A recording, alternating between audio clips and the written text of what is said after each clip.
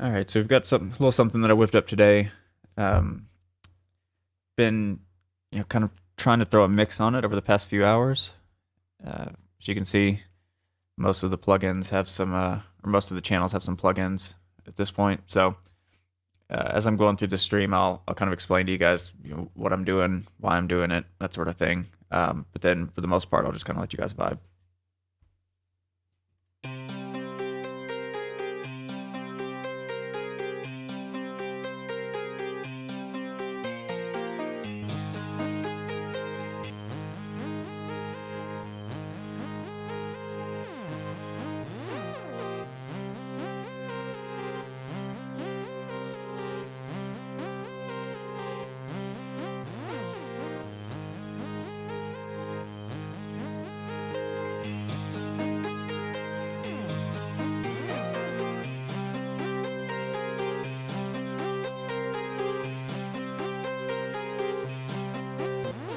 So this one's kind of interesting.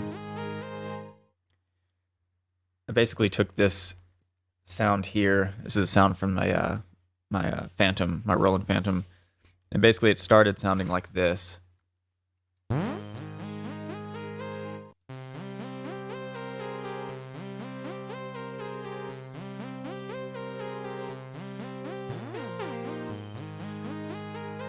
It sounds a little thin and tinny.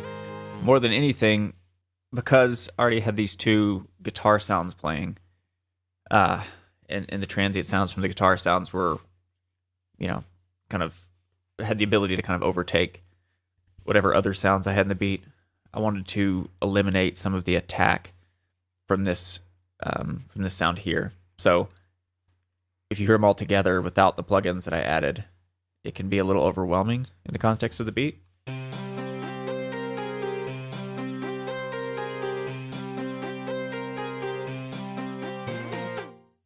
It's very just that sort of sound. So what I did first was I used this really great plugin through Waves. It's called Smack Attack, and it's a transient shaper, but I basically used it to eliminate a lot of those transients in the beginning. So it eliminates a lot of the sound from it. So I'll play it before and after. Go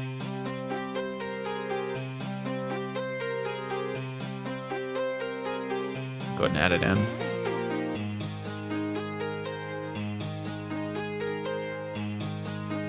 Much more smooth and flat.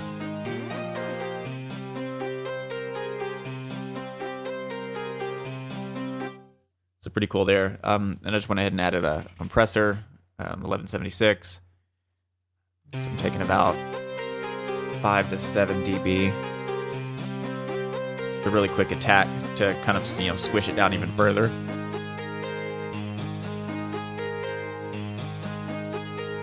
And then at the end, I throw in a pumper. The mix isn't all the way up on the pumper because I don't want it to sound like a, Skrillex track or something, but it does add a little bit of flavor. Got it at about 3.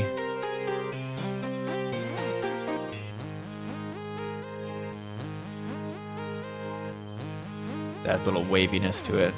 If I were to crank this up, you could hear it.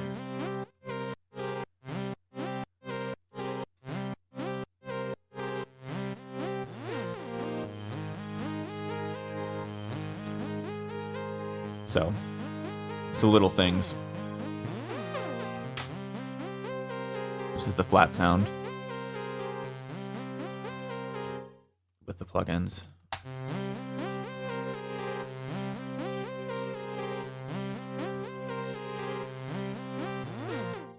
And those may sound like little things, but, you add up a whole lot of little things in the context of a mix, and it can make a massive difference just in, the end product. So something as simple as a pumper really added a lot of flavor to it for me. So that's kind of the meat and potatoes of the beat. That's kind of drives the whole beat. I haven't patterned this out yet, so it's kind of just a one pattern at this point that I've been throwing sounds into and just sort of playing with.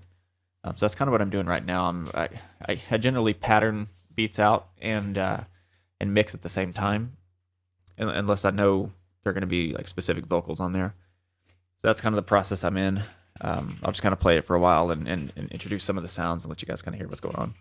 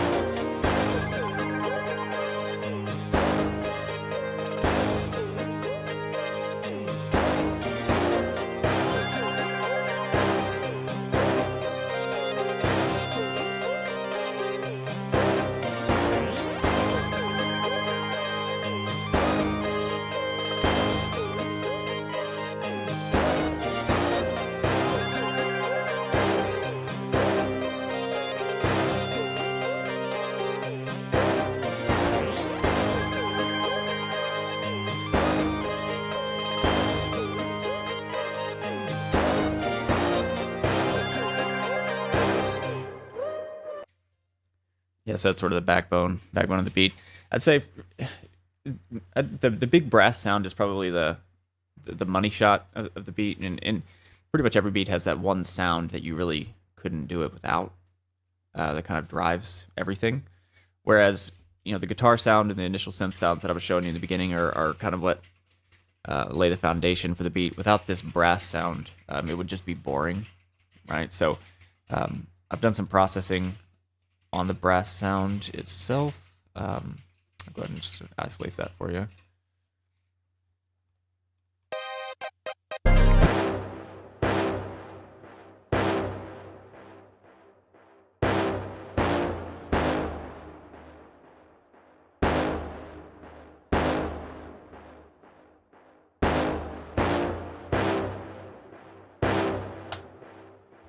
Alright, so pretty standard big brass hit there.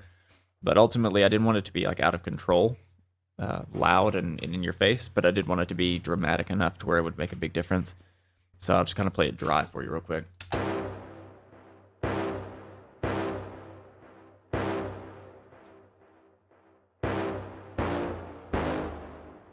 basically just added a 76 compressor. Gives a little body. Keeps it controlled.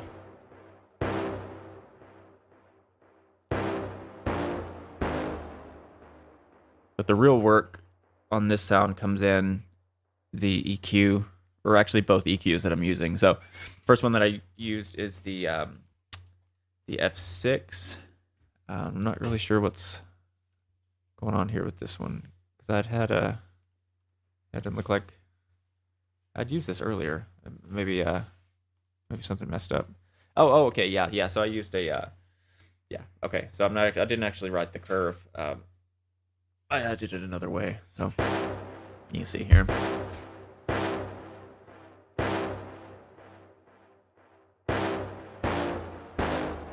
So pretty substantial boosts at about 800-900, around 1800, and at about 4K. The biggest boost coming at 4K, as you can see.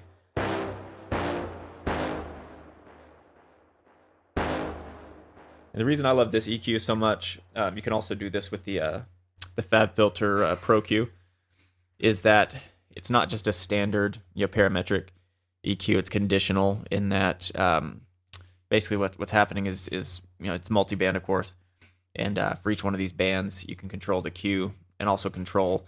It's almost like compression in a way, where once the sound gets above a certain amount, you can choose to raise the sound by a certain, number of dB. So I'll kind of like play with it here and toy with it if you guys aren't familiar with this. We're on band 3. It's getting about 3 dB of gain. But as you can see here, it's very much like a compressor in that you're setting a threshold, and then the range here will control how much or up or down you want the band to go. So if I raise this,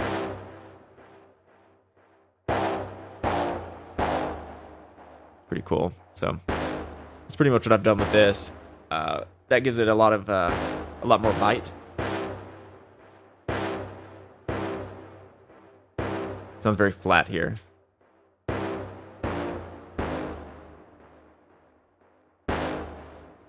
Yeah, so it's a little bite added, but the big one comes in with. These are some of my favorite EQs here. With waves specifically, it's the Puig Tech, but they have emulations of these all over the web, right? So these have been used for a long time. I'm a big fan of these types of compressors, or these types of EQ with both vocals and synth sounds. So it's basically big wide bands for the most part is how I like to use this. So as you can see here, I've got it at 100 dB. I'm boosting by 4 here. I've got it sharpened up a little bit as far as the sizes of the bands here, but boosting that at 100 gives it a lot more body. So here's the original sound.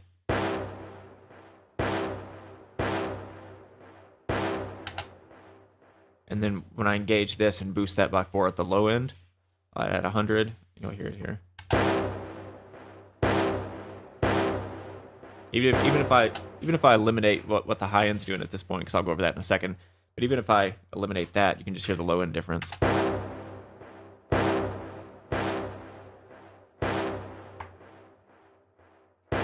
The baby brass sound, and then you make it big. And then I've got this high end at 3K, boosted at about 3. And that just gives it a little bit more body and bite. So that's basically what I've done with this big brass sound.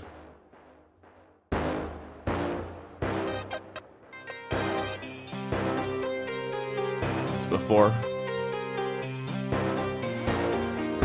After.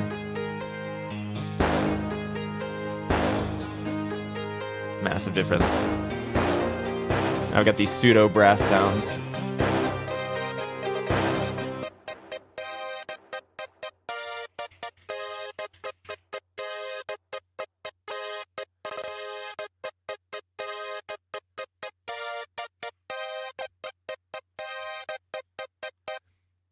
And again, this is a sound from the Phantom.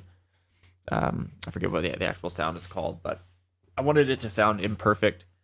I think that for a lot of people, when you're using the piano roll, yes, like exclusively, especially when you learn to make beats just by using the piano roll, I think what people find is that over time, your beats can sound pretty robotic, right? They can sound like too perfect.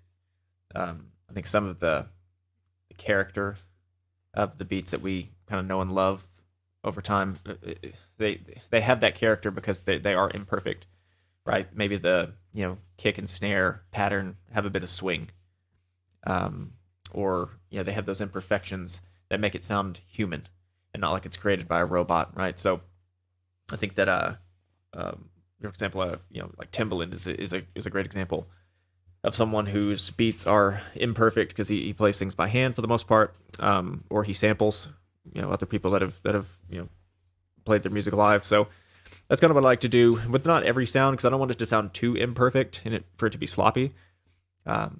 So I'll use the piano roll for a lot of things, and basically what I do here is I just I connect my Phantom using MIDI.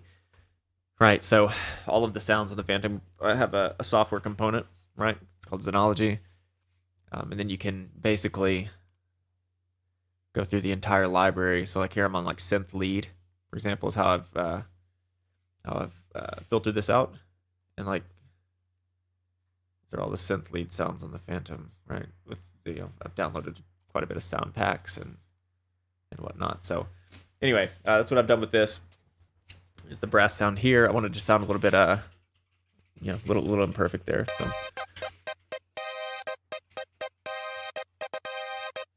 My amazing keyboard skills.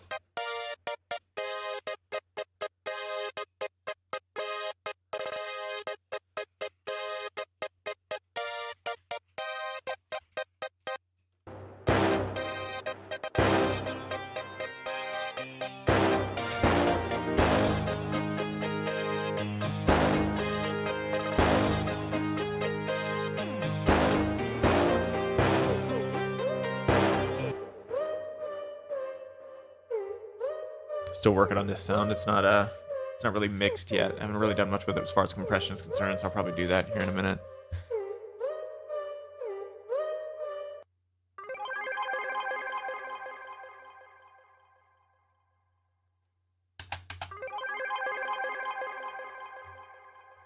Also, as you can see here, I mean, usually whenever I'm mixing a beat that has vocals and whatnot, I use a number of buses to route my sounds to give myself a bit more control. I don't have that done here.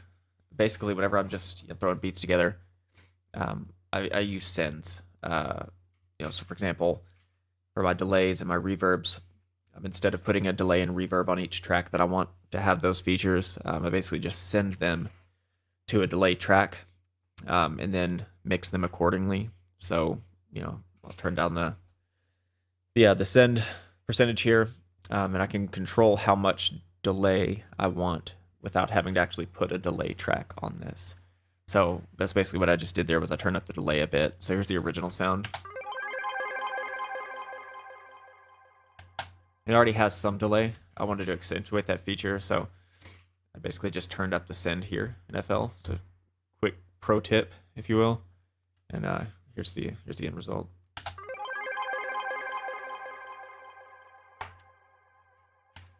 I mean, or you could turn it all the way up.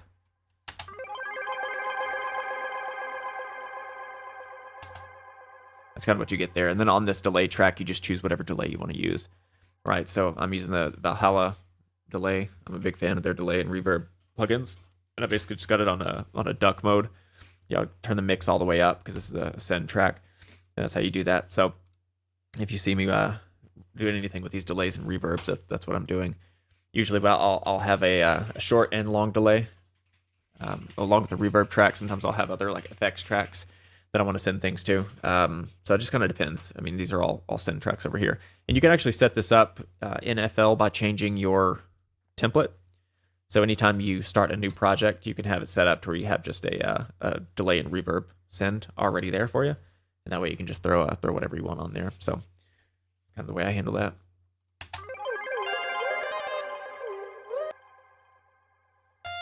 And then I've got this little sound over here. It's kind of like a G-funk sound that I found in the Phantom as well. And I played this by hand as well. Just made to sound like a kind of a freestyle synth lead, right? So just something I'm going to throw under in the hook, I believe.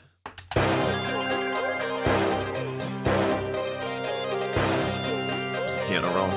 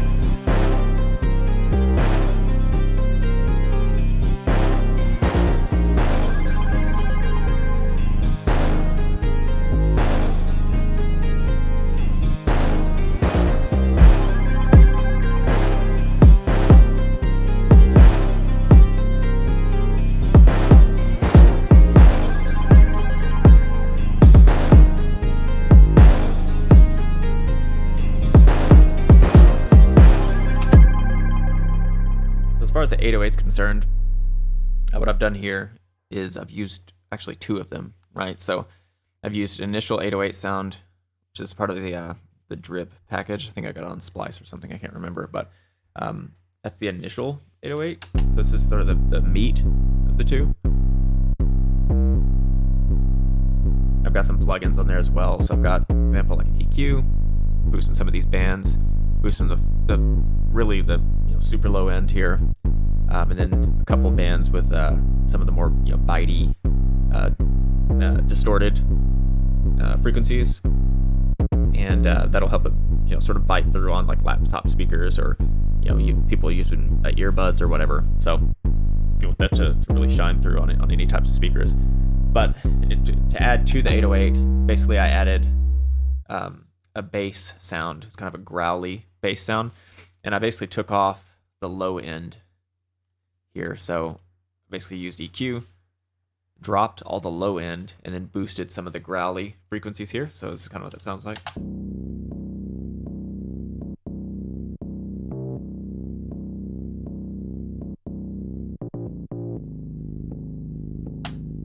If I get rid of the EQs, this is what it was like before. I mean, it's got all these other plugins on it, but you kind of get an idea.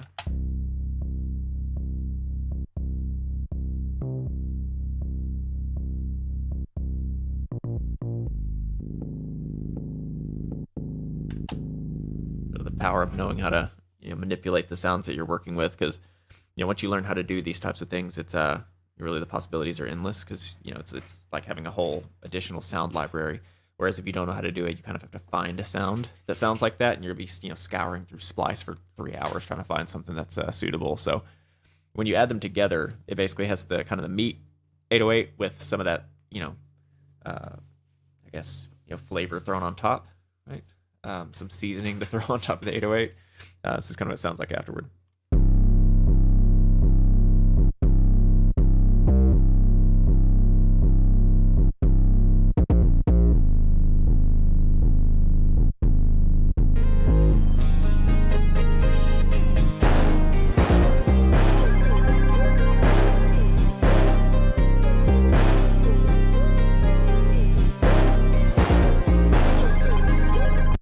I kind of wanted to give it a mean sound, sort of growly, angry 808. So basically, additionally, I've found a ton of different like percussion sounds that I've thrown in, and these are the little things that I like to do to give the beats that I make some character, right? Because I feel like when you go online and you listen to people produce on like YouTube and whatnot, a lot of their beats sound just alike.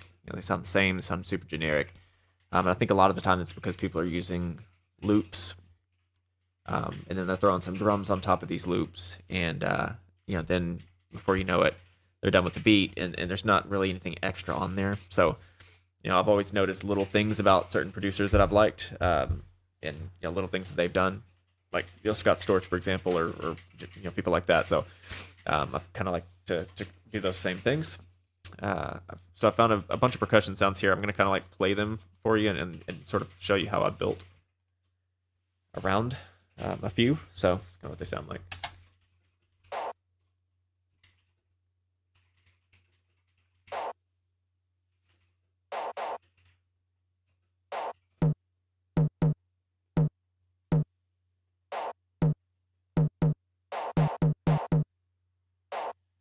They sound sort of cheap on their own, but I think when they're thrown in as like a seasoning, then it it makes a big difference. So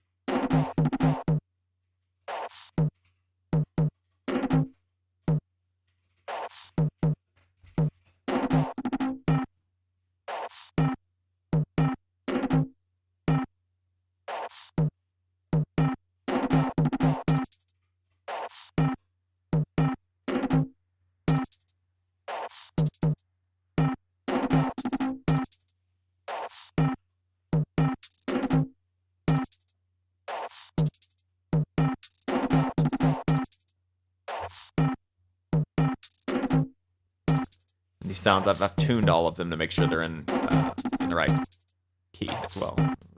So that way they blend better with the beat. So generally, whenever I do that, you're going to be working with, example, like, let me find one for you.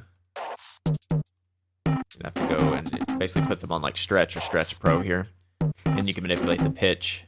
Like for this one, I had to looks like I would bring it down half a step, and then I had to slow it down a little bit too for it to be in time and in key. So, but when you add those in, with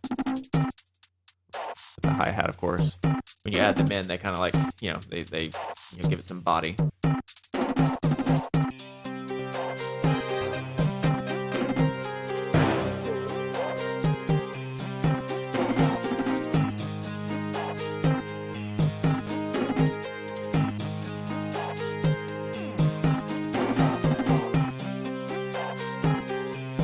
I still have some work to do. I need to mix them a bit. I need to throw some compression on some of them, and EQ, and some reverb, delay and whatnot. So not quite done yet, but that's kind of where I'm at.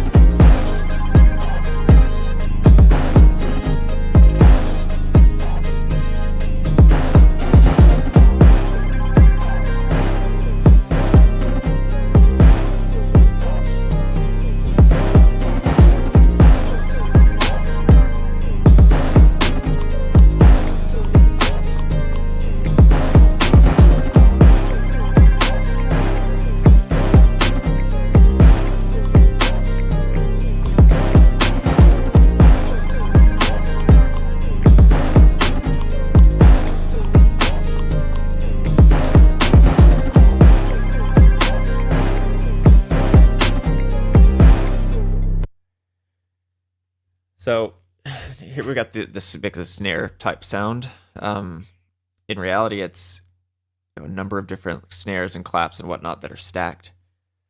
So sometimes you have to do this as well to give your snares and claps some, originality, some uniqueness, some character, whatever term you want to use there. But basically, I'll kind of run through them individually and then kind of play the end product so you can see how that works and what you might have to do to make yours stand out as different. So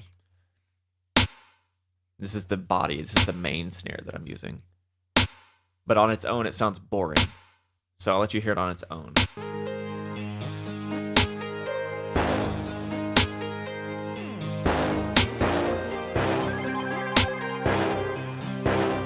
It's already boring, but especially when you throw the other stuff in.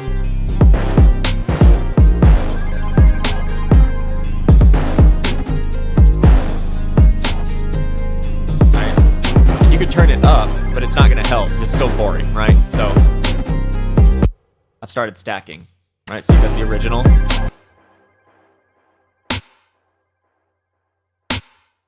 Okay, but then I've got this sound. It's just a clap. This one. Super dry, kind of like rim shot sound. You get this one. Would sound absolutely awful on its own, but when you kind of mix them and stack them, it gives it a little extra something. We got this one.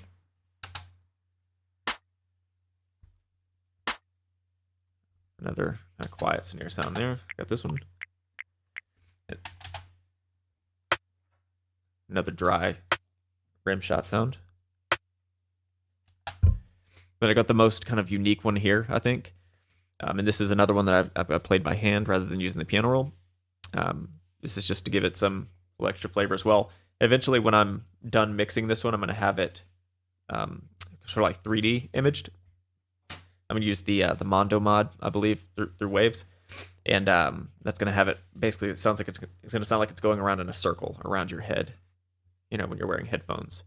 So it's just those little things. But here's the sound I'm talking about.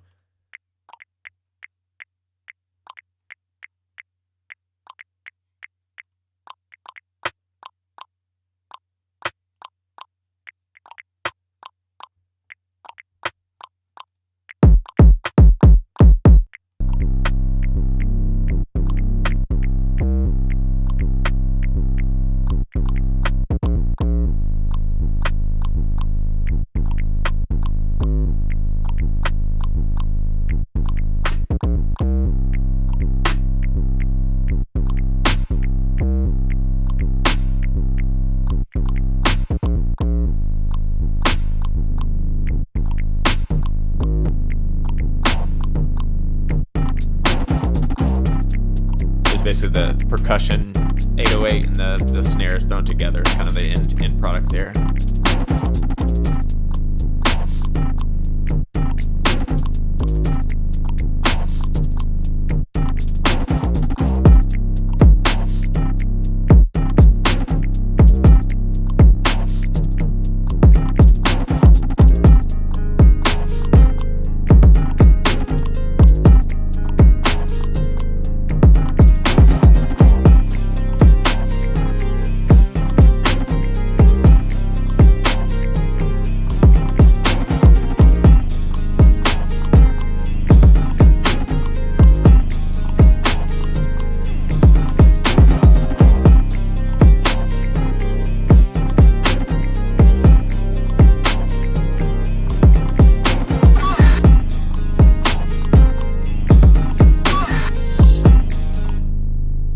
These other sort of like, you know, flavoring or seasoning sounds here at the end of the mixer.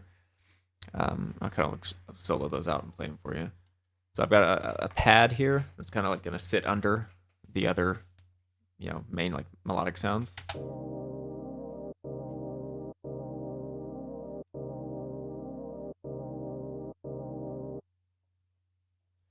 And basically what I've done with this pad, if you guys don't know this, if you are running into melodic sounds, like sort of, you know, all running together, and you want some spaces, you know, if you're playing on a keyboard, you can do that pretty easily.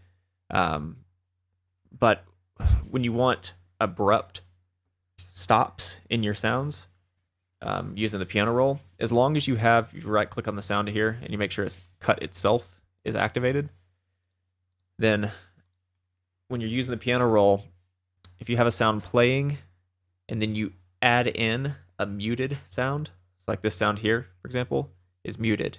You can see down here, the velocity, it's muted. The sound will cut off right when that muted sound plays because it's you know, the setting is for it not to overlap. So it can make a big difference in just kind of how the sounds vibe, right? And I'll play the sound the way it sounded initially, and then I'll add back in the muted sections, and then I'll kind of show you like what a difference that makes.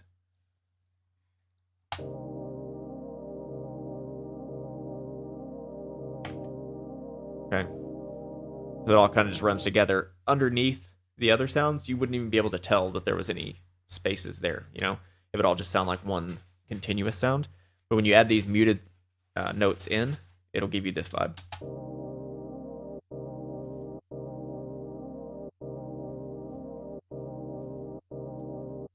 Right, so it sounds much more choppy, and that'll cut through, you know, whenever you're mixing as well. So little things like that, if you're having issues, that's a, you know, a likely solution at times. So then I've got basically some like verbal, you know, chant type sounds.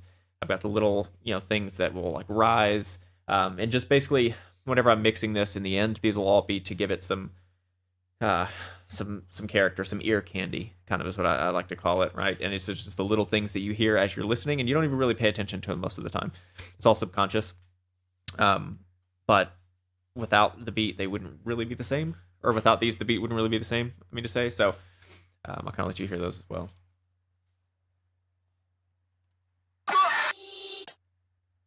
Got the metronome playing too.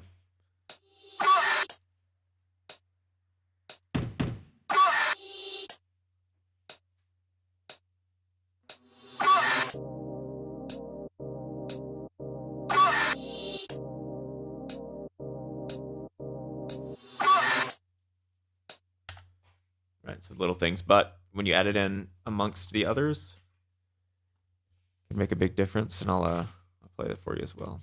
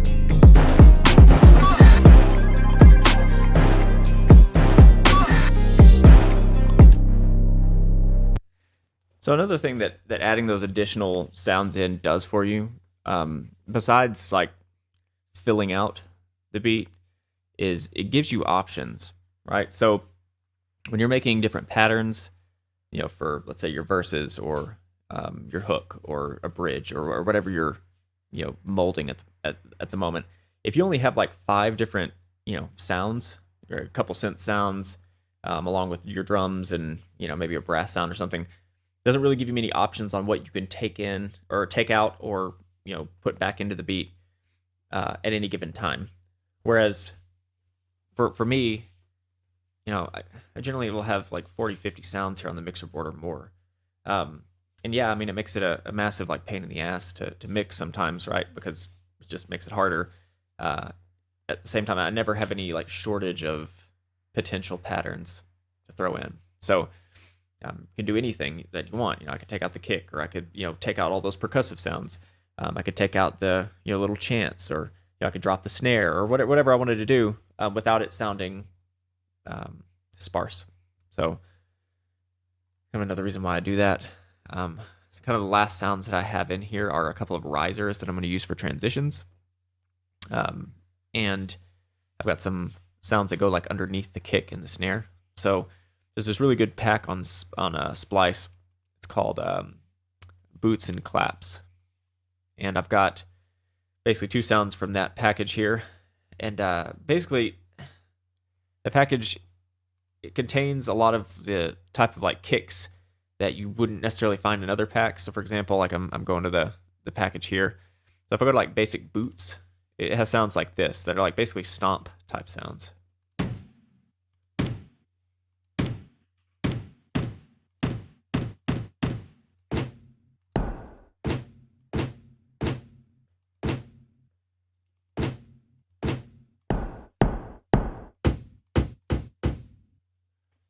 So those can really make it sound, make a beat sound epic. You'll find a lot of the times people will use those in like big, like massive cinematic compositions. You know, you can just like hear like a Hans Zimmer type composition will have these a lot of the time. In addition to that, they've got the clap sounds, which are, as you can imagine, probably kind of like epic. You know?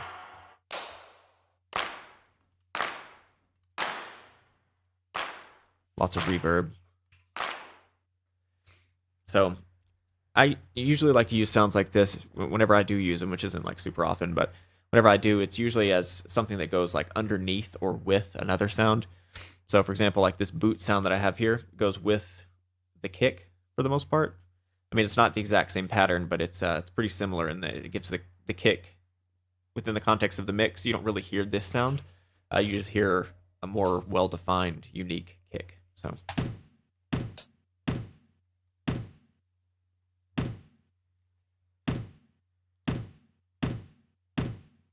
Play it with the kick.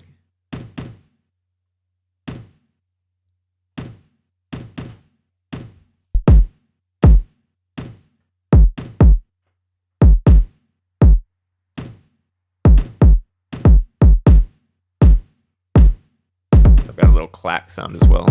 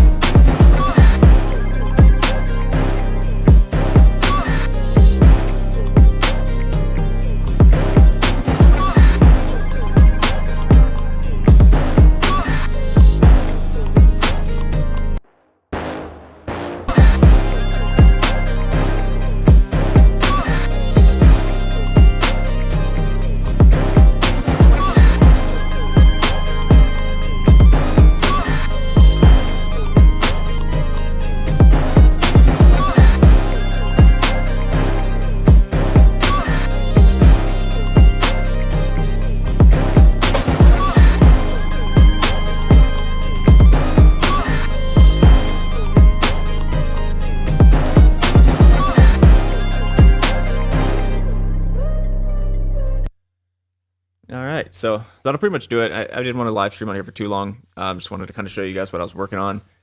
If you have any questions, you can always reach out here. Don't forget to like, subscribe, comment.